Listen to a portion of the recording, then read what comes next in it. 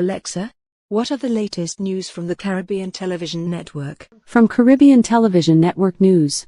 Even in his inability to lead, Ariel Henry enjoys the support of the United States. From Zoom Haiti News Daily. The Assistant Secretary of State for International Narcotics and Law Enforcement Affairs, Todd D. Robinson, reiterated the United States' support for the Haitian government in the fight against insecurity. Zoom Haiti News, français. L'ex-ministre de l'Agriculture, des Ressources naturelles et du Développement rural, David Nicolas, est mort. En Zoom Haiti News español, el gobierno de Biden agradece la colaboración de las autoridades haitianas en la gestión del expediente de migrantes irregulares devueltos al país.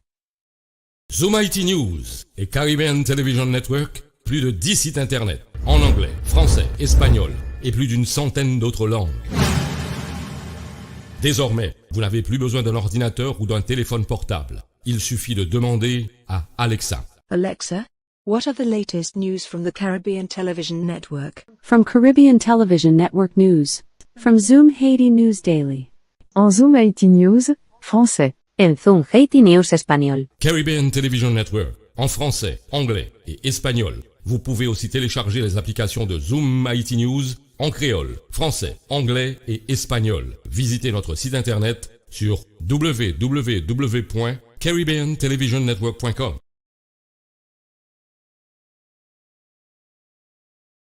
Secretary, my good friend Tony, thank you for your important visit here today. Thank you. Thank President Biden. And thank you to the American people for your incredible support for Israel in our war against the barbarians of Hamas. I thank you in English. I want to thank you in Hebrew as well. אני רוצה להודות למזכיר המדינה בלינקן, לנשיא ביידן ולעם האמריקני, על התמיכה הכבירה שלהם במלחמה שלנו נגד הברברים של החמאס. אדוני המזכיר, אתה בא הנה לעם כואב, עם לוחם, עם של אריות, עם שנחוש לנצח את כוחות הרשע מסביבנו. משעה לשעה מגיעות לנו, אנחנו שומעים על סיפורי הזוועה ועל סיפורי הגבורה. סיפורי הזוועה אומרים הכל עליהם, וסיפורי הגבורה אומרים הכל עלינו. והגבורה הזאת תנצח. Mr. Secretary, your visit is another tangible example of America's unequivocal support for Israel. Hamas has shown itself to be an enemy of civilization. The massacring of young people in an outdoor music festival, the butchering of entire families, the murder of parents in front of their children and the murder of children in front of their parents, the burning of people alive, the beheadings, the kidnappings of a young boy, not only kidnapped, molested, hurt, attacked,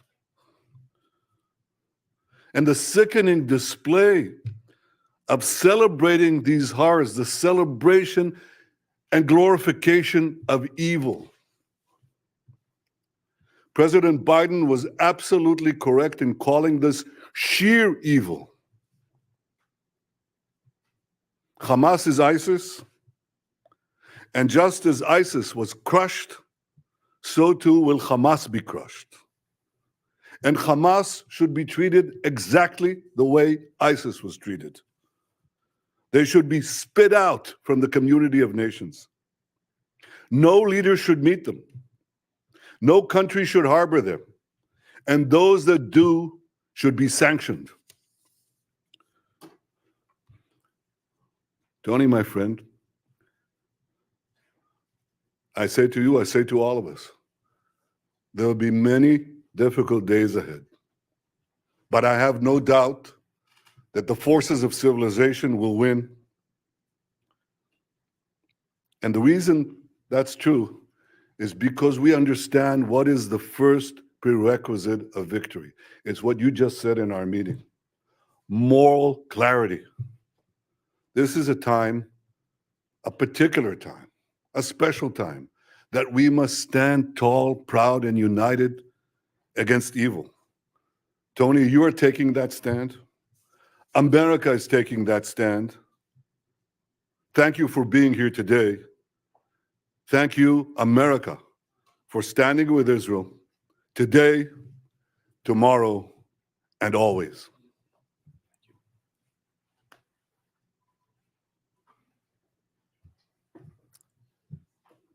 Mr. Prime Minister, I'm grateful to be back in Israel in this incredibly difficult moment for this nation, but in fact, for the entire world.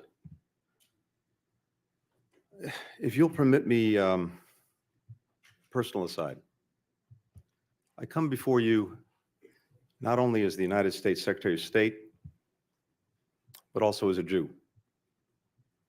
My grandfather, Maurice Blinken, fled pogroms in Russia. My stepfather, Samuel Pizar, survived concentration camps, Auschwitz, Dachau, Majdanek. So, Prime Minister, I understand on a personal level the harrowing echoes that Hamas's massacres carry for Israeli Jews, indeed, for Jews everywhere. I also come before you as a husband and father of young children. It's impossible for me to look at the photos of families killed, such as the mother, father, and 3 small children murdered as they sheltered in their home in Kibbutz near Oz, and not think of my own children. This was just one of Hamas's countless acts of terror. In a litany of brutality and inhumanity that, yes, brings to mind the worst of ISIS. Babies slaughtered, bodies desecrated, young people burned alive, women raped, parents executed in front of their children, children in front of their parents. How are we even to understand this, to digest this? And yet, at the same time that we've been shocked by the depravity of Hamas, we've also been inspired by the bravery of Israel's citizens. The grandfather who drove over an hour to a kibbutz under siege, armed only with a pistol, and rescued his kids and grandkids. The mother who died shielding her teenage son with her body, giving her life to save his, giving him life for a second time. The volunteer security teams on the kibbutzes who swiftly rallied to defend their friends and neighbors despite being heavily outnumbered. And we're lifted by the remarkable solidarity of the Israeli people, demonstrated in the long lines of people giving blood, in the hundreds of thousands of reservists who've mobilized, some rushing home from abroad, people around the country opening their homes to fellow citizens displaced from the South. The people of Israel have long and rightly prided themselves on their self-reliance, on their ability to defend themselves, even when the odds are stacked against them. The message that I bring to Israel is this: you may be strong enough on your own to defend yourself, but as long as America exists, you will never ever have to. We will always be there by your side. That's the message that President Biden delivered to the Prime Minister from the moment this crisis began. It's the message that I and my other colleagues in the government have delivered to our Israeli counterparts on a daily, even an hourly basis.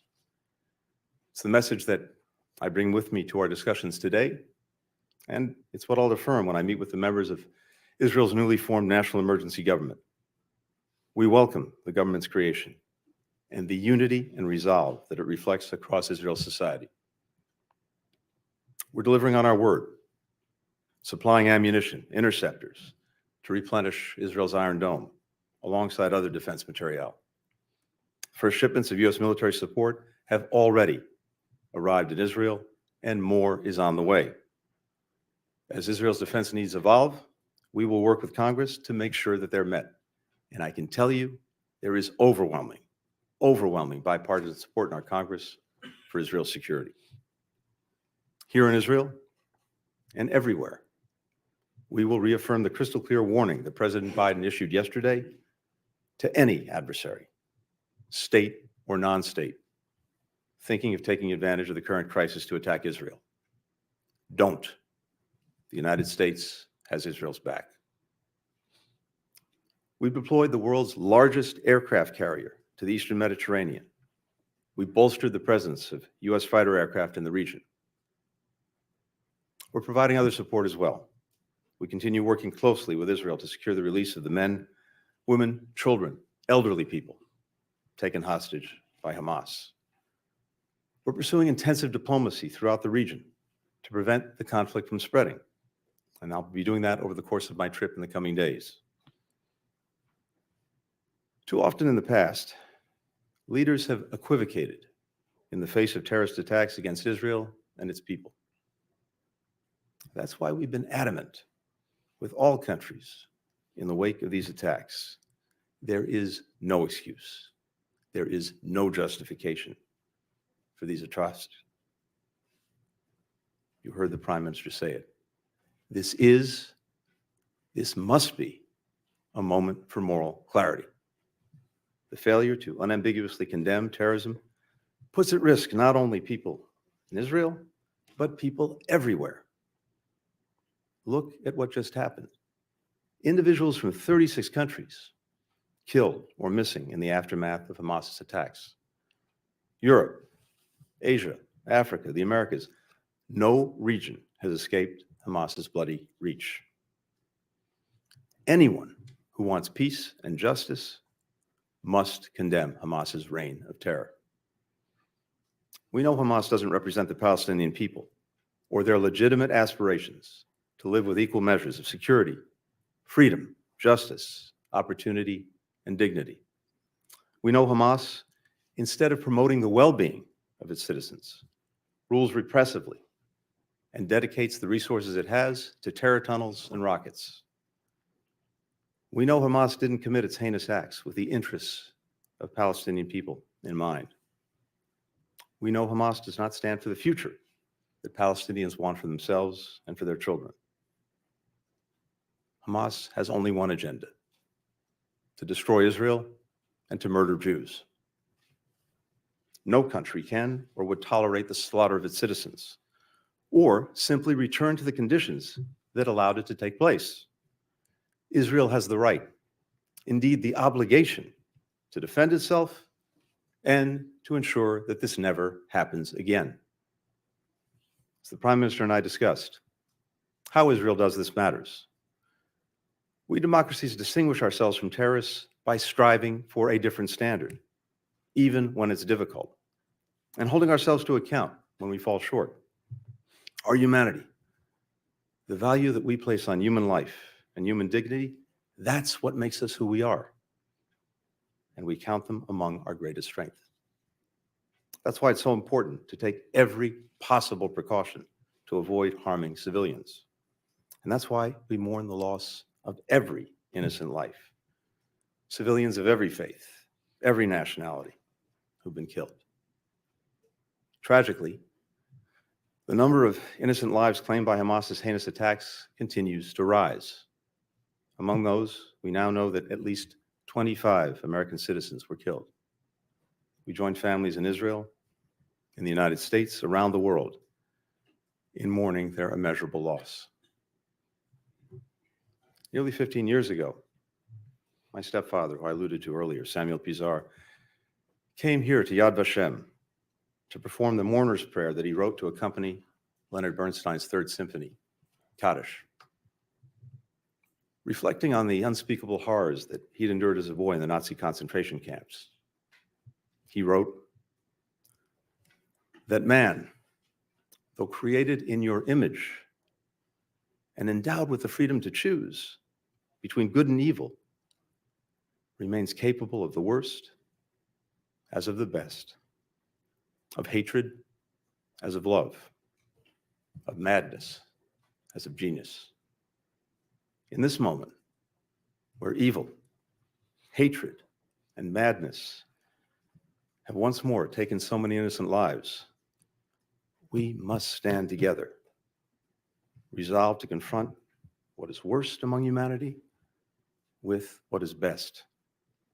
We must provide an alternative to the vision of violence and fear, nihilism and terror presented by Hamas. That is what the United States will do, standing with Israel, working together with its people, and all those in this region who remain committed to the vision of a more peaceful, a more integrated, a more secure, a more prosperous Middle East. Thank you very much.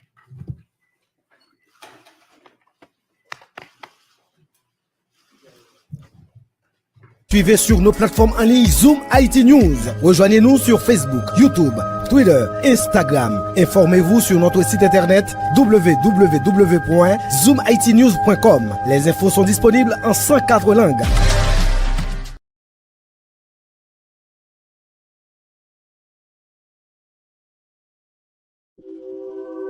Ou même qu'à vivre États-Unis, Canada, ak n'importe côté dans le monde là, ou capable suivre Kounia, toute nouvelle ak l'autre programme Zoom IT News yo sur Roku TV ak Amazon TV Fire. Zoom IT News, qui correspondant dans 10 départements géographiques pays d'Haïti, Saint-Domingue, Brésil ak Chili. Zoom IT News, depuis ces côtés haïtiens, nous là.